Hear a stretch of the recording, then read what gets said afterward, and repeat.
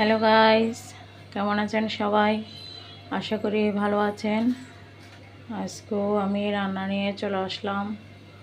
আজকে আমি রান্না করব মুরগির মাংস দিয়ে, আলু দিয়ে, তার সাথে আছে কাঁকরোল দিয়ে, আলু দিয়ে, ইচা শুটকি দিয়ে, আর এদিকে আছে তিতে করলা।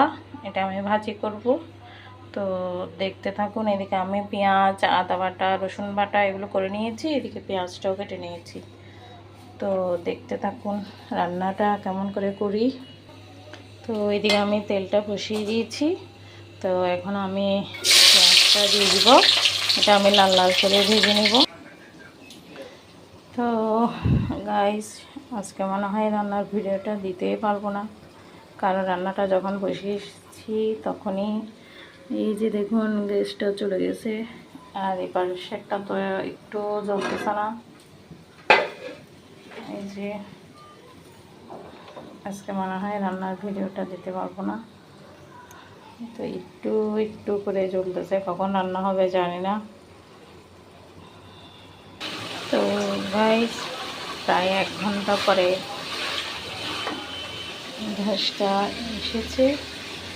তো এখন আমি বাকি রান্নাগুলো করে নিচ্ছি। এদিকে আমি মুরগির মাংসটা কষাটা দিয়ে দিয়েছি। তো এদিকে আলু, কাঁকরোল দিয়ে, ইচা শুটকি দিয়ে রান্না করার জন্য পেঁয়াজটাও দিয়ে দিলাম। এখন আমি শুটকিগুলো দিয়ে দিচ্ছি। এগুলো দিয়ে ভেজে তারপর রান্না করব।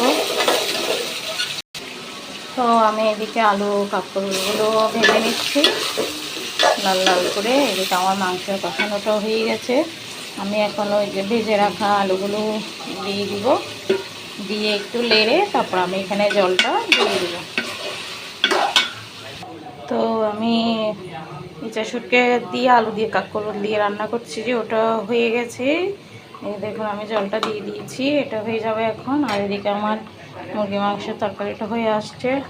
আর আজকে এই ভাজিগুলো করতে পারবো না, অনেক বেলা হয়ে গেছে, গ্যাস ছিল না, প্রায় 1 ঘন্টা পরে আসছে। তো আজকের মতো আমার ভিডিও এখানেই শেষ। সবাই ভালো থাকবেন, সুস্থ থাকবেন, প্লিজ আমাকে সাপোর্ট করবেন। ভালো থাকবেন, সুস্থ থাকবেন, প্লিজ প্লিজ আমাকে সাপোর্ট করিয়েন।